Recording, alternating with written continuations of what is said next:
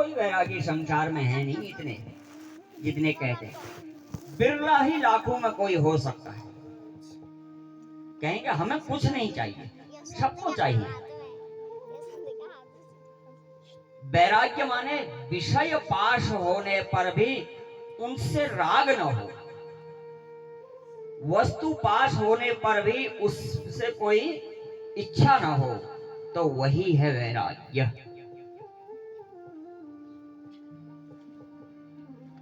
त्याग, वस्तु को स्वरूप से त्याग दो, समझ लो आपने त्याग कर लिया।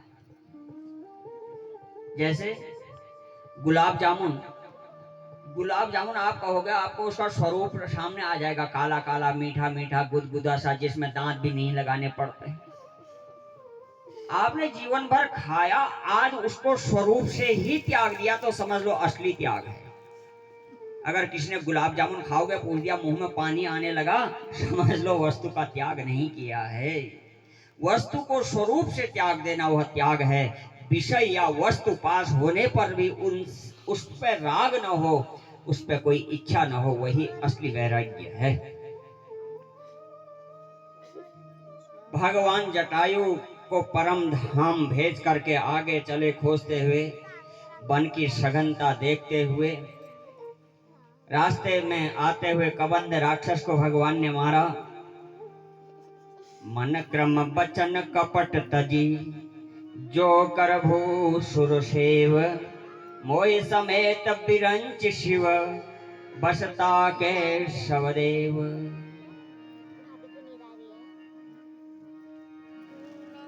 अब यह भगवान और आगे बढ़े, देखा सुंदर एक शबरी का आश्रम। संक्षेप में बता रहा, मेरे पास सूचना आई है 3 बजे तक लगभग इस क्षेत्र की जो विधायिका हैं सरिता आर्य जी, वो हमारे मध्य पहुंचेंगी। यह सूचना मैं इस ध्वनि यंत्र के माध्यम से जो घरों में हैं उनको भी दे रहा हूं। भगवान सबरी के आश्रम में पहुंचे। सबरी कौन? यह सबरी पूर्व जन्म में किसी राजा की रानी थी। एक बार राजा अपनी रानी को लेकर के विहार करने के लिए, भ्रमण करने के लिए गए। आगे गए तो बीच में पुल के पास में मंदिर, वहां सुंदर भगवान की कथा चल रही थी।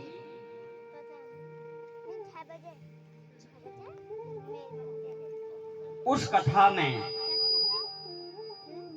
बड़ी सुंदर राम कथा चली हुई थी। यह सबरी जो पूर्व जन्म में रानी थी, रानी बोली, राजन क्या मैं थोड़ी देर जाकर के भगवान की कथा श्रवण करूं, सुनो? राजा ने झिड़क दिया, इतने बड़े राजा की रानी होकर के कथा सुनने जाएगी, नीचे बैठना पड़ेगा। राजा ने ठीक ही तो कहा। आज भी तो लोग सोचते हैं हम बहुत बड़े हैं, कथा में क्यों जाएं, नीचे बैठना पड़ेगा। अरे यहाँ कुर्सियों की व्यवस्था हुई है, फिर भी लोग नहीं आ रहे, कम आ रहे। हमारा बना हुआ है एक कि 150-200 लोग रोज आ जा रहे हैं, कभी कहीं से कभी कहीं से। एक तो हर घर में 2 आदमी बड़ी मुश्किल से बचे हैं, उसमें भी दोनों लगभग बीमार। फिर एक ड्राइवर चाहिए, दोनों आए तो आए कैसे? वो तो फिर भी भगवान की कृपा है, सारे पुरुष वर्ग एसडीएम हैं और वो बेचारे पत्नियों के कहने पे अपनी अपनी पत्नियों को लेके आ जाते हैं। एसडीएम है नहीं, एसडीएम माने श्रेणी डरई में।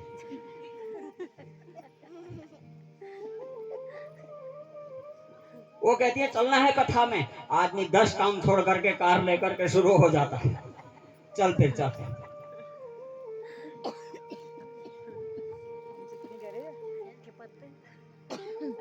राजा बोले तू वहां कथा में जाएगी, नीचे बैठेगी क्या?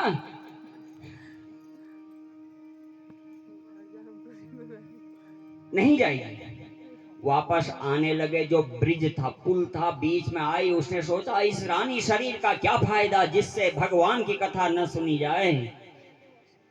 उसने तो बीच पुल से छलांग लगा दी नदी में, आत्महत्या कर दी, मर गई। अगले जन्म में वही नीच कुल में पैदा हुई, भीलनी कुल में। वह जो भील थे जिनके घर में पैदा हुई, वह जंगल के राजा थे। और सबरी का वहीं जन्म हुआ, वहीं उसका लालन पालन हुआ। सरसिज लोचन बाहु विशाला, जटा मुकुट सिर और बनमाला। सरसिज लोचन बाहु विशाला, जटा मुकुट सिर उर्बन माला। श्याम गौर सुंदर दो भाई, सबरी परी चरण लपटाई। सबरी बड़ी हुई, विवाह तय हो गया। जिससे विवाह तय हुआ वह भी जंगल के बड़े आदमी, उनका बेटा। विवाह की तैयारियां होने लगी। इसके पिता ने अपने घर के खूंटे पे 500 बकरे ला करके बांध दिए। इसने माँ से पूछा, माँ ये क्या हो रहा है? बेटी तेरा विवाह तय हो गया है, बारात आने वाली है, तो बकरे क्यों बांध दिए? माँ बोली, वो जो बारात आ रही ना, बहुत बड़े घर की बारात है, बाराती आएंगे, बकरे काट काट करके उनको खिलाया जाएगा, उनका आतिथ्य सत्कार किया जाएगा, क्योंकि हम भी जंगल के बड़े आदमी हैं, राजा हैं। सबरी मन ही मन इतना रोई, मेरे विवाह में 500 बकरों की हत्या।